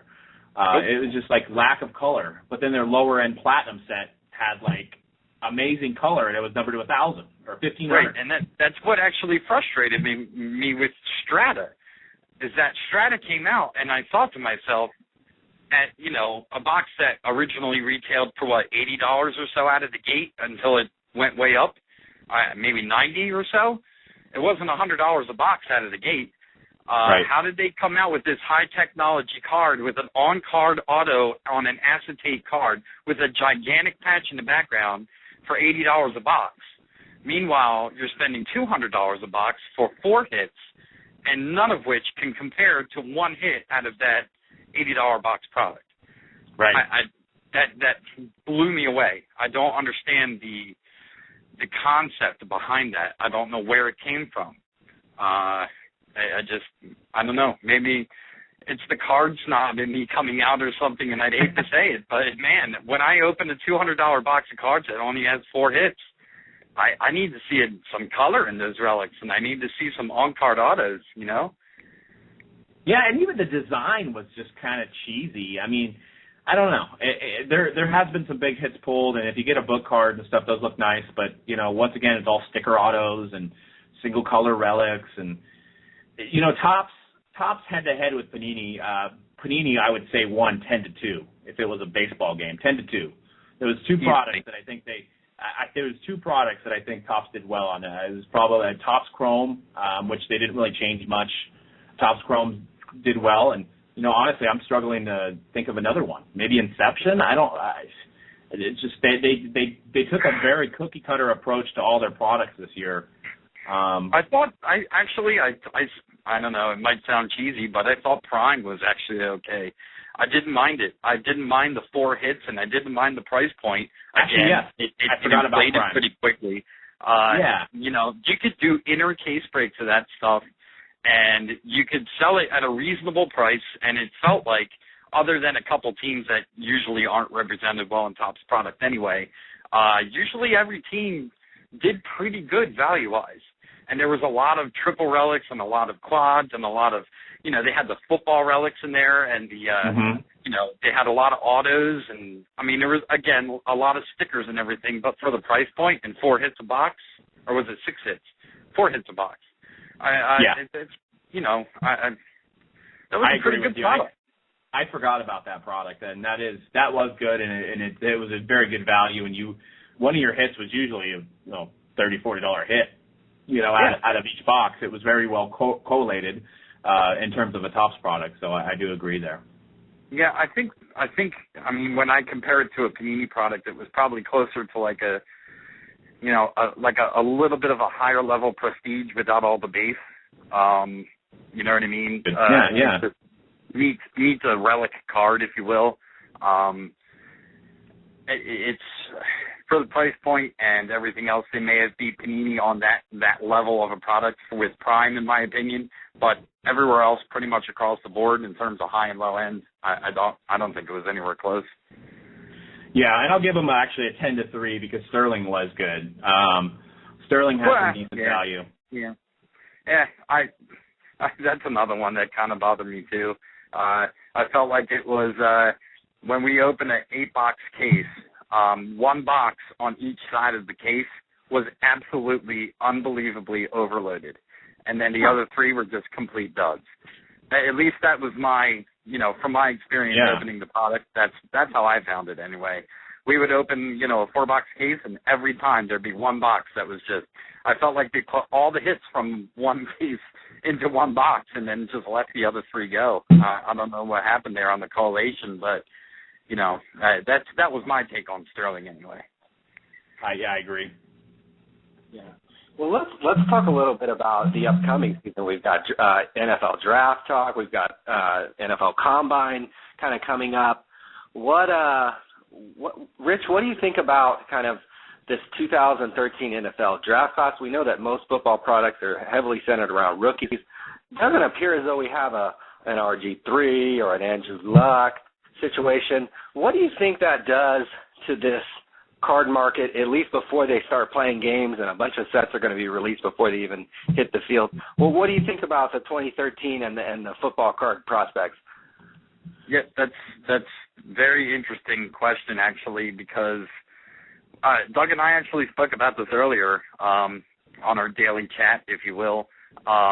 We both probably feel exactly the same way about this, is that if you have the time and the effort to probably stockpile 2012 product right now, at least that's how I feel about it. I feel like when next year comes around and football cards are coming out, people are going to keep asking for 2012. It may go down as one of the best rookie classes ever. Everybody worries about that sophomore slump and the sophomore jinx or whatever you want to call it, but I don't see, with that many rookies and that many big names selling as well as it is, I don't see that many people taking that big of a dive in their second year. The 2013 rookie class to me is really weak, and it kind of scares me in terms of the front end of football when, like you said, a lot of the product comes out before they start playing. Now, having that said, when the 2013 product does come out and then they do start playing, obviously somebody, at least a couple people huge, are going to come and you're going to have your Alfred Morris type of guys. You're going to have your Russell Wilson type of guys that kind of come out of nowhere. And that may end up turning the 2013 product around in the long run, and helping it succeed and do well. And, I guess we'll just have to wait and see. But I think in the front end, it's going to be a tough sell. I think people will like it just to see what's new. And I hope they mix in a good amount of veterans, to be honest with you. That's just my take on it. Doug, what about you? What do you think about 2013? Yeah, I do agree. I think somebody will definitely emerge from the pack. And you know what?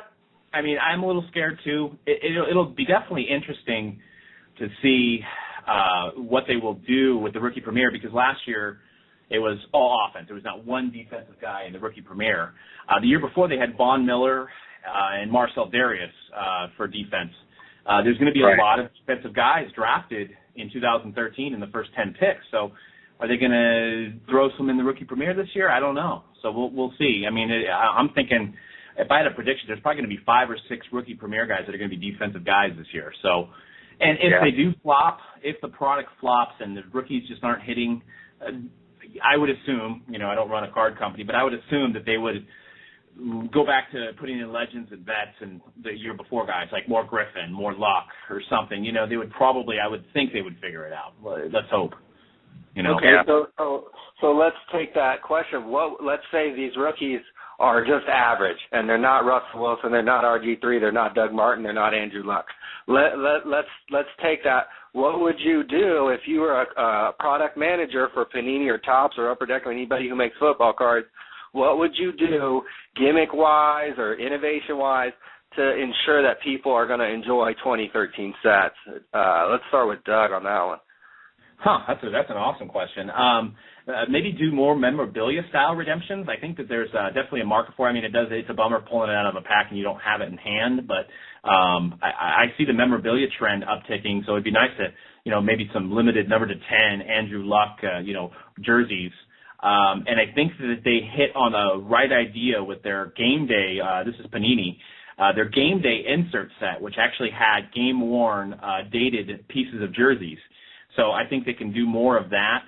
I had an idea of getting tickets, like taking game tickets, buying stubs from somewhere, whether it be a big game or a small game, and having people sign tickets. I think it's been done on by Upper Deck. Great idea. Yeah, Ticket to Stardom, I think they did do something like that. And I know there's, 40,000 tickets, so it's maybe hard to get some of them, but maybe a number to 10 series of signed tickets, maybe even get a ticket from when Andrew Luck threw his first touchdown or something. And maybe if the 2013 class sucks, they can actually get game-used stuff from their rookie year. So it's kind of like bringing another 2012 rookie class back into the 2013 season. I don't know, Yeah, I hear you there. That's actually, I love the idea of the ticket. Do it contenders with the rookie ticket actually being a rookie ticket. Right. Bring some life to the name of the product. But maybe I'm old school and thought of this, but I mean, if it were me, I'd hit the veterans hard. I mean, there's a huge market for, the Montana autos and even like Adrian Peterson's and stuff. Like when we're opening the limited now, I feel like a lot of the bigger hits are those guys that just don't sign that often, yet are fan favorite type guys.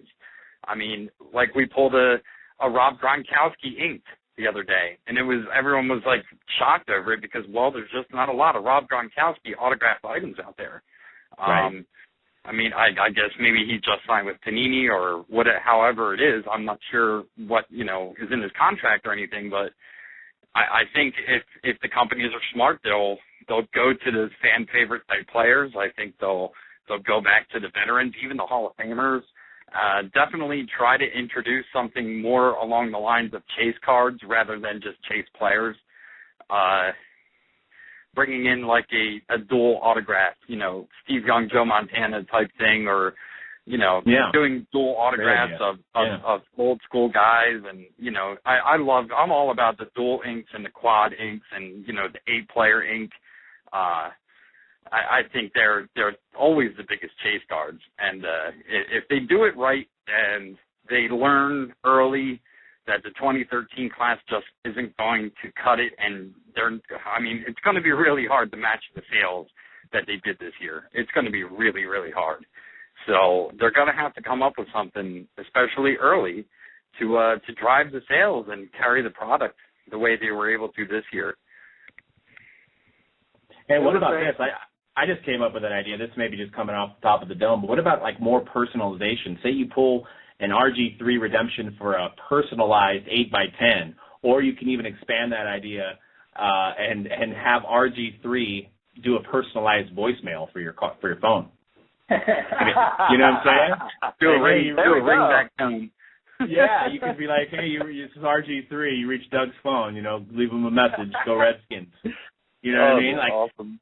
Like a one-on-one voicemail, and it's like, and if you're not an RG3 fan, you pull it out of a pack, that thing hits eBay, man, and that thing, gets to a Redskin collector.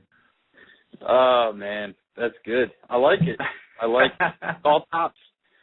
Tops. Get them to work. Get going. Actually, get Tracy back on the phone, man. Seriously. But we had an interesting R90. He says, I think the manufacturers need to slow down and pull back on items in the market, flooding like the 1990s. Do you guys think they make too? I guess with football, specifically with football, do you think they make too much product, or just enough, or even I guess would you like to see more product released? What do you guys think about that? That's a good question. I mean, you start to wonder. Obviously, the trials and more failures of the 80s and 90s cards was the overproduction of them. I mean, you do start to wonder that, on average, I think last year had 35 football releases, and there was a 101 in every set of Cam Newton. Let's use Cam Newton as an example. And then you throw in sets like Triple Threads that have 5-6 different 101s just with different white whale parallels and wood and stuff like that. So now you have a 101, but you have 40 different 101s. So does it devalue to a certain extent? I'm not sure. I mean, I don't think it'll ever catch up to the 80s and 90s, but there's definitely, especially the rookie premier guys, there's no lack of the rookie premier autos. I mean, we all know and love Michael Egnew, and we've seen him a ton of times. I mean, he always shows his face in products, and, I don't know. What do you think, Rich? Do you think it will ever reach the overproduction of the 80s and 90s with this stuff? I certainly hope not.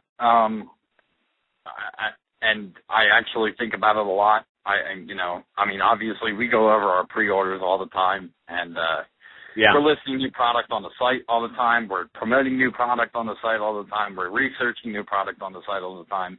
And I feel like I have to do it almost, it's a daily chore. It's a daily chore to see what's updated, what's coming out, what's not coming out, what's getting moved back, what's getting moved forward.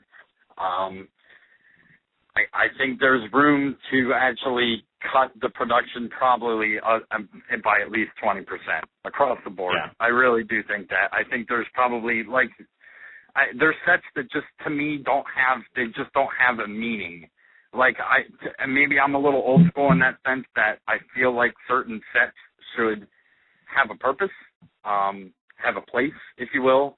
Like, why did there have to be a Rookies and Stars and a Rookies and Stars longevity? I realize one was retail. Why did it have to happen? Why not just have one Rookies and Stars? Why did Gridiron really have a place this year? It kind of just fell in the cracks there.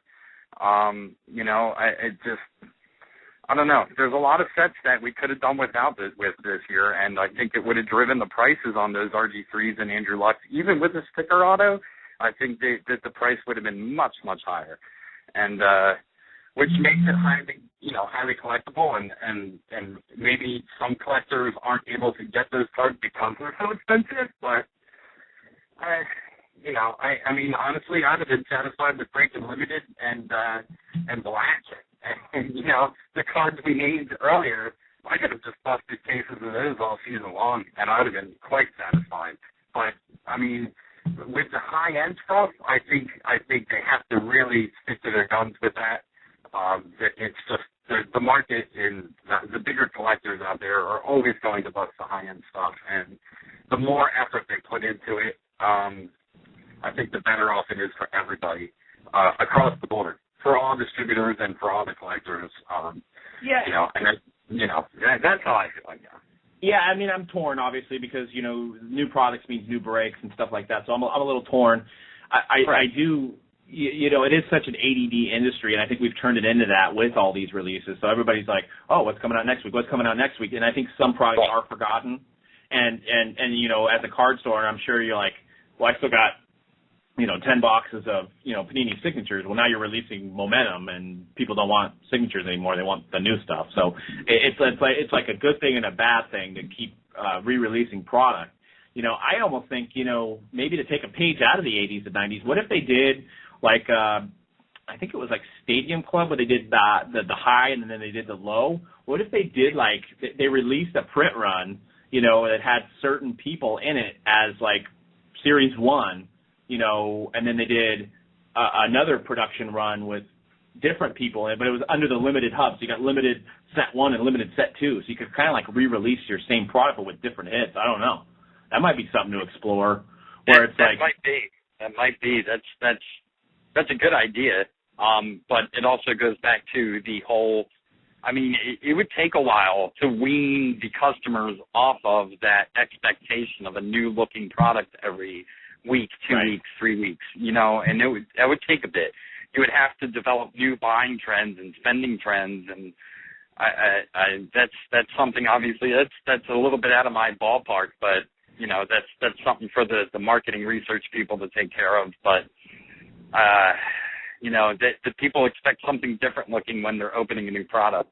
That's like, oh, it's the same thing just with different people. So that'd be a tough sell. I love the idea, but it'd be a tough sell. I mean, you'd have to definitely get something that's different looking. Is there a reason that the releases have to happen, during that, 2-month span? Do we need a new release every week? I don't know. Yeah. Can we wait an extra week? Just take what would that would knock out, 4 releases over 8 weeks? Yeah. I think you could easily do that, and I don't think anybody would miss a step. I think everybody makes more money, actually, because the other sets sell out even faster. Right. I don't know. I agree. No, I mean, let's face it, they'll buy whatever they make. I mean, we will all buy what they absolutely. make. So whatever they make, we'll buy. So, I mean, that's just how it is. And I mean, especially the nature of the beast. Yep, especially on release day. I mean, and that's why it's a good thing that maybe the uppers at these manufacturers know that, and they've studied the market. They have market research people that know we're just all about the move on to the new set next week. Move on to the new set next week. We're all chasing Luck. We're all chasing Griffin. We're all this set has Barry Sanders in it. So. And I'll tell you what, that's where a lot of manufacturers, or some manufacturers, I should say, could learn a lot from limited football. How many times have you gone back to busting in case of limited football, and it sells out quickly, and everybody likes it? And, I mean, I'd say 75 to 85% of the people who buy into the break leave happy. Sure. And because like I said before, not to reiterate, but I mean, you're collecting like 4 or 5 different looking sets within one set of cards, other than the base cards, obviously. But the hits, I mean, there's like 4, 5, 6, 7 different kinds of hits. Absolutely. Maybe instead of like in Strata, maybe instead of one clear-cut card, you do a clear-cut and you introduce 3 other different looking cards that have almost, I mean, the set may not have a flow, if you will, but at the same time, it would feel at least like you were collecting 4 or 5 different sets at the same time. And maybe it would take away from that need of having to see something new all the time. Yeah, that's a good point. Very good point. For sure. Well, wanted to tell people to check out your site. It's LaytonSportsCards.com. And if you're in the Cape May area, stop by his shop as well. And you can, buy packs and boxes and get into stuff. Once again, you can follow him on Twitter at, is it Rich Layton 42, correct? Yep, that's it, at Rich Layton 42. And we're located in North Cape May, New Jersey. And stop by and come see me, and we'll talk sports until your ears bleed. Definitely. Well, awesome, man. I mean, I think that's going to end out our show. I'd like to thank everybody that came on, Tracy, Ryan for calling in, Dan, Ryan as well. Make sure you guys check out sportscardradio.com as well. We'll be running some contests on there as well. That pretty much ends the show. Thanks again, Rich, for coming on. That was a nice little NFL segment. I think we had some great insights on 2013 and some quick little reviews on 2012 stuff. So I appreciate it, man.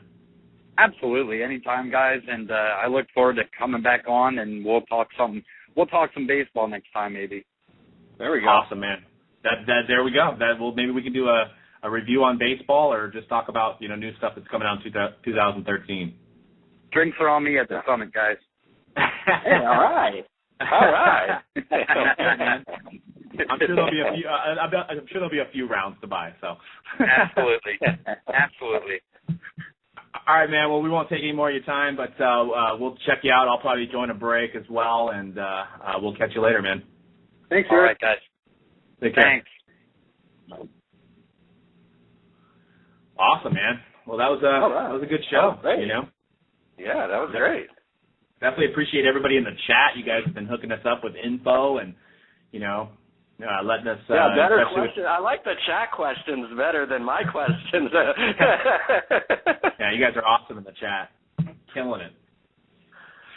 But we'll be back every Tuesday at 4. And be sure to check out MojoBreak.com. We got 3 randoms tomorrow, plus some Elite Basketball just releasing. We talked about it with Tracy, so check that out. We got random of Prime Cuts Baseball, two cases, 2011, 2012. We got a Momentum case break. If you want 10% off, you can use Good Mojo. Just type in Good Mojo, and it doesn't work for random breaks, but it works for any team-style breaks, so you can save yourself 10%. And be sure to follow us on Twitter at Card Radio Live. That's at Card Radio Live on Twitter. I think we're up to like 70, 80 followers maybe now, so we're slowly climbing up. But follow us there, and we'll have some more people on. Check out Ryan's site, sportscardradio.com. Been around forever. Great insight. Check out I love your card tank little news bit on Panini and Topps. That's a really cool little segment there. That good read, along with other great reads on your site too. Yeah, sometimes I get my Jonathan Singleton on and I do some research and, all that fun stuff. So. I hear you there. All right, man. Well, we're going to close it out, and we'll see you guys back again next Tuesday with another action-packed show, and there'll be some releases. Next we'll probably talk Supreme, and maybe we can talk some more prospects, and we'll see you next week. All right. Later. See you later. Thank you for listening to another episode of Sports Card Live, sponsored by SportsCardRadio.com, MojoBreak.com. Check us out every Tuesday live at 4 p.m. Pacific, 7 Eastern, or download us on iTunes.